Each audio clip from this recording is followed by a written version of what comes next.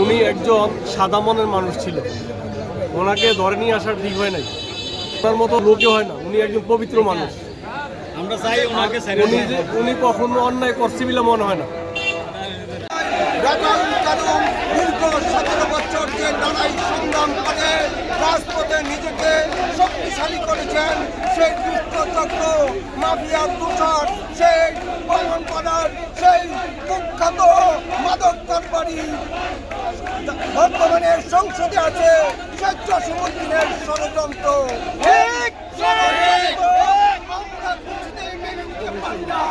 রাজাউল কাইয়ুম একদিনে গড়ে ওঠে নাই, দীর্ঘ 17 বছর রাজাউল কাইয়ুম লড়াই সংগ্রামে আন্দোলনের দাবানল ছিল।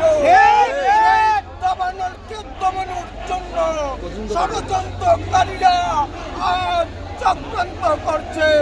এই দুষ্ট চক্রের চক্রান্ত আমরা তারেক রহমানের নির্দেশে সন্ত্রাস, চাঁদাবাজ, মাদক কারবারিদের বিরুদ্ধে দুর্বার সংগ্রাম করার জন্য কুমিল্লাবাসীকে আহ্বান